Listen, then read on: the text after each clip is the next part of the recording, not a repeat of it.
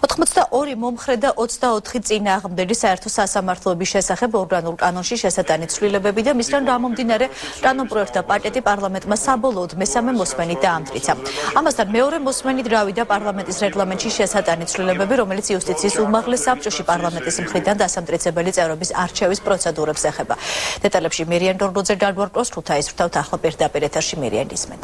საერთო სასამართლოების შესახებ საქართველოს ორგანულ კანონში შესატანი ცვლილებები უკვე საბოლოოდ მესამე მოსმენით არის დამტკიცებული და შეიძლება ითქვას, რომ ამით დასრულებულია უკვე საქართველოს პარლამენტში რამდენიმე თვიანი განხილვის პროცესი ამ კანონპროექტის ირგვლივ საპარლამენტო უმრავლესობასა და უმცირესობის წარმომადგენლებს შორის. აღსანიშნავია, რომ კანონპროექტი პირველად პარლამენტში ინიცირდა გასული წლის ნოემბერში, ამის შემდეგ უკვე მოხდა პირველი მოსმენა. პირველი მოსმენის შემდეგ საკითხის განხილვა შეწყდა და დეპუტატები დაელოდნენ ვენეციის კომისიის დასკვნებს. ამის შემდეგ უკვე მოხდა მეორე მოსმენით კენჭისყრა, თუმცა მეორე მოსმენით კენჭისყრის შემდეგ დეპუტატებმა კანონპროექტი გაიწვიეს უკან, რათა ხელმეორედ განეხილათ და მუხლობრივად გაეარათ. შემდეგ უკვე ხელმეორედ უყარეს კანონპროექტს კენჭი და ამის შემდეგ უკვე დღეს მესამე მოსმენით საბოლოოდ დამტკიცდა საერთო სასამართლოების შესახებ საქართველოს ორგანულ კანონში შესატანი ცვლილებები. ამ ცვლილებების მიხედვით შეიცვალა იუსტიციის უმაღლესი საბჭოს დაკომპლექტების წესი, ანუ 6 არამოსამართლე წევრს პარლამენტი დაამტკიცებს, რაც შეეხება 8 მოსამართლეთა წევრს. მოსამართლეთა კონფერენცია წარადგენს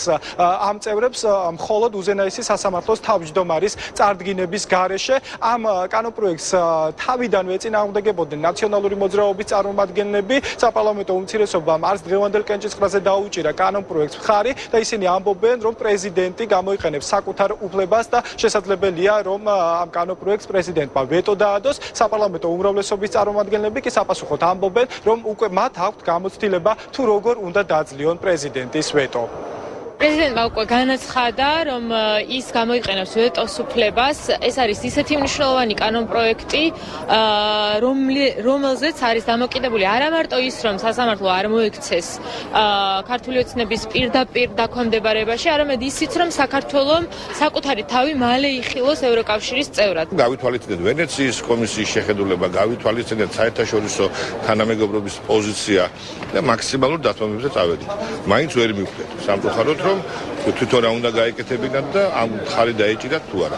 ეხლა რა თვითონ უნდა და როგორი თვითონ უნდა ეს კანონები მასე ვერ იქნება. 20 წლების განმავლობაში პარლამენტი ნოტარიუსი იყო და ერთი კაცი ჭკუაზე დადიოდა, ვერც ასეთი ვერ იქნება. ვერც სასამართლო ვერ გვიქნება ვერანაირად, რომელიც სასამართლოც სამწუხაროდ დღეს კიდევ არის და მაგათ უნდათ რომ გაიხანგძლიონ აი ეს პარპაში მოსამართლეება თუ თქვათ საბჭო.